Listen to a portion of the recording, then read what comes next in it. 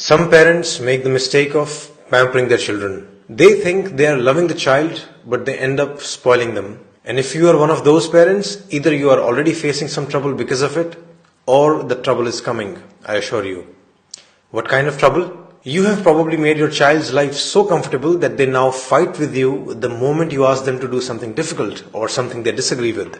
You have given them so many privileges or luxuries that they can't adjust in tougher conditions outside the home. You have perhaps been saying yes to all their demands and now they can't accept a no. They get angry and throw tantrums every time you refuse to fulfill their wish. You have maybe given them so much that they don't even value any of it. In short, they are spoiled. Why do parents do it? There could be many reasons. You want them to have the life you never had. You don't have time to spend with them and thus you just shower them with toys, gifts and luxuries. Or maybe this is how you actually show your love. You don't know any better way. Or possibly you think your child will hate you if you say no to them and you want your child to love you, at least more than they love your spouse. Whatever the reason you might have for pampering your child, my recommendation to you is very simple.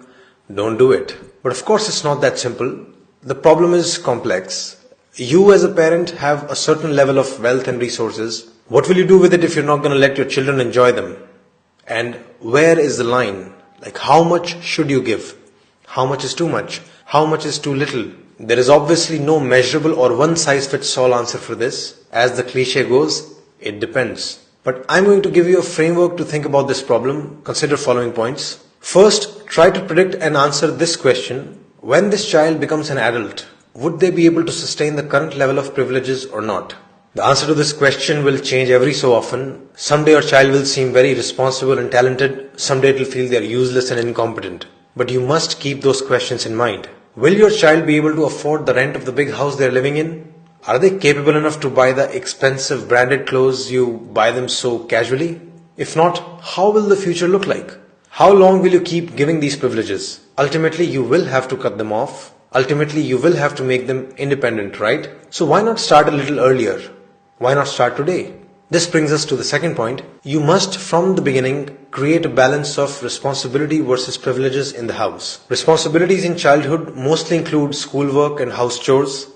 Some other responsibilities could be to remain healthy, maintain decorum in the house, even being respectful to parents, etc. You need to make privileges somewhat conditional on these responsibilities. Essentially, give them a taste of adult life, which is, if you don't work, you don't get the car.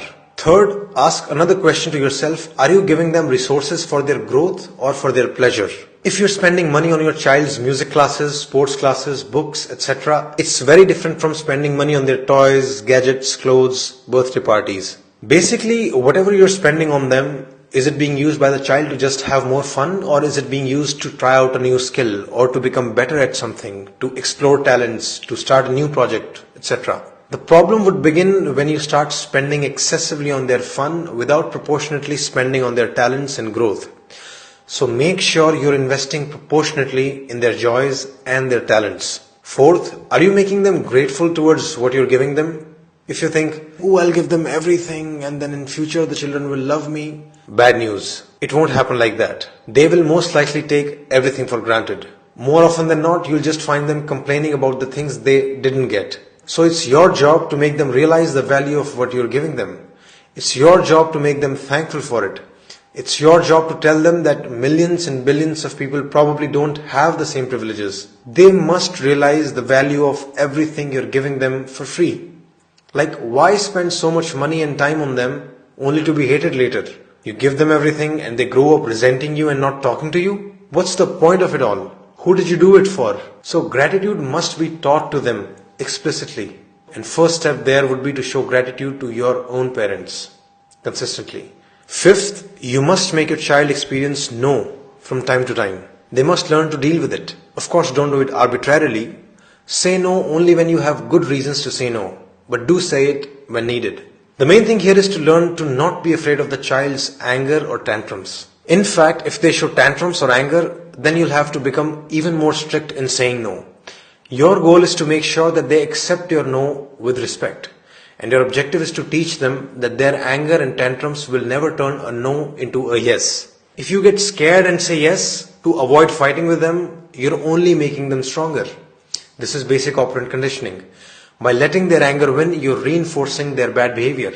In fact, if they show bad behavior, you need to not only stand your ground and stay firm, but you can even go on to cut additional privileges.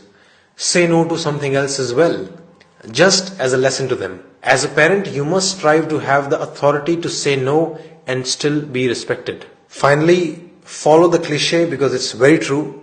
Your time is the best gift. Children need your time, your love, your care. That's really the biggest gift. Pamper them with your time whenever you can, not with things. If you really want them to love you all your life, give them good memories with you, not just stuff which anyone can buy them. So these were my premises, and I repeat the conclusion: don't pamper your child too much.